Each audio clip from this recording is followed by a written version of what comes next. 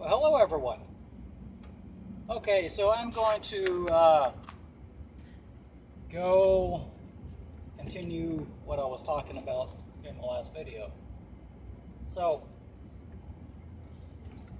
I shown how we are taking the place of Lucifer when he was originally created. He was to reflect the glory of Jehovah through all creation. That's what his job was. And different religions will say that he was doing blah blah blah, whatever. Um, I just go off of what the Bible says. Do I get everything right all the time? As far as wording, no, but the general idea is there. And if you question anything I say, then please go look it up. So, we are the ones now who are reflecting the glory of Jehovah. That's our job now. Our job is to glorify Jehovah. Everything we do, our actions, our thoughts, all must be subject to his authority. And when we do that, we shame the devil. We do because, we are doing what the devil was supposed to do. Now, obviously, he failed at his job, and we must not fail at ours. Because ours is a extremely important job. You see, our job was and is what Adam was supposed to do. We were supposed to guard the garden and keep or shamar his commandments. In the beginning, he gave us one commandment. Just one. And we didn't do that very well. Actually, we extremely failed at that. So, we have our job title, and we know our responsibilities. But the thing is, because Satan is just a deceiver and he causes everyone, and this even includes all the fallen angels, he causes everyone to question, to doubt the authority that Jehovah has. And, he cannot, the devil cannot make you believe anything. It's whenever we fall, I guess, to our sinful nature. And, you know as well as I do that is just, it's never going to work. Doing what he is trying to get us to do will not bring us closer to the Lord. And we will actually go away from the Lord. And it's our sin, that sinful nature that causes us to sin. What is sin? Sin is rebellion against the commandments. And, all Jehovah wants is for us to love him. That's all he wants. He don't care if you're rich or poor, or you can read or you can't. He wants your undying love. Absolutely all he wants. So, the question is, how willing are you able, or how willing are you, and how able are you to just do what he says? There's a lot of people that go, oh, well, I always follow the Lord. Well, do you keep the commandments? Well, no, we don't have to keep those. Okay, go read the Bible again.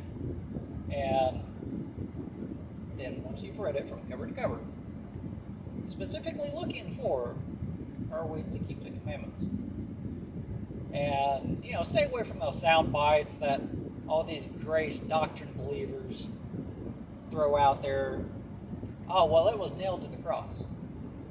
The punishment for breaking the law was nailed to the cross. That's absolutely all that was nailed to the cross. And it is because of Yehoshua's sacrifice that we are able to approach Jehovah. Plain and simple. You can try to spin whichever way, but that's just the way it is.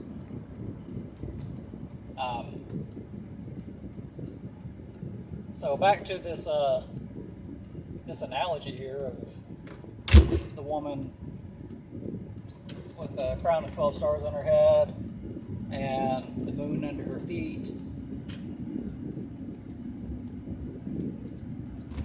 We are reflecting the glory of the Lord when we are obedient to Him. It says 1 John 5. Don't want to exactly remember what verse, but it says that when we obey the commandments, we prove our love for our brothers. And when we keep the commandments, we prove our love for Jehovah. Plain simple. Go read 1 John. It's a very good book. And it lets you know just what the Lord wants you to do. Some people are teachers, some are preachers, some are pastors, some are evangelists, so on and so forth. But not everyone is everything. Not everyone's a preacher.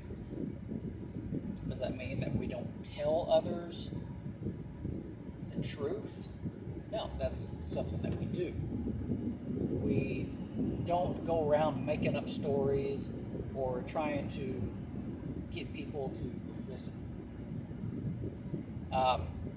I've had people tell me that they don't want to hear anything I have to say about the Bible because what I tell them doesn't line up with what their pastors or preachers said in the past. So, they just said, okay, later. Which, that's their prerogative. They don't have to answer to me. They have to answer to the Creator, and that's it. So, when we sin, when we give up that blessing of obedience, we are allowing a doormat, which, just real figurative. We're allowing something that has zero authority over us to have all the authority. And that is not the way it's supposed to go. Not at all. We are to take authority and do the job that we were given. Right in the book of Revelation it says that we will be priests and kings. What do kings do? Do kings take orders from their servants? No. Kings rule. Priests serve Jehovah. Now, Yehoshua is King of Kings and Lord of Lords. And this is speaking towards, the end time when he comes and establishes his kingdom once and for all. We will be kings with him, but that is only if you do what he says. Because there's so many people that they don't really care too much. but they are more than willing to, I guess, have the blessings, but they don't want to have to put forth any effort to get them. So, they miss out on a lot. And it's just bad teaching that they've gotten in the past, that they have established for themselves that that's the truth. And there's no way really that you're going to dissuade them of their belief that they have so firmly established. It's pretty much like trying to make a horse drink water. And I've always said you can lead a horse to water, and you can even take your hat off, fill your hat with water, and hold it up to the horse's mouth. But you know what? You won't make him drink. You can drown him, but you won't make him drink. So, remember your place. Remember that we are kings and priests, and that we must, therefore, step into that role and start being obedient. Not only so that we get the blessings from being obedient, but we actually show creation how to act. And that includes other people and, other dignitaries. So, that's about all I wanted to say for now. I will continue along this same subject line as time goes. And I really like this subject too. So I just want y'all to know that time is short. Do not cling to man's doctrine. It will fail you every time. Go by what the word says, and do not forget what you are to be. Because if you do that, then all the struggle and battle that you went through is useless. So shalom, Yom Tov.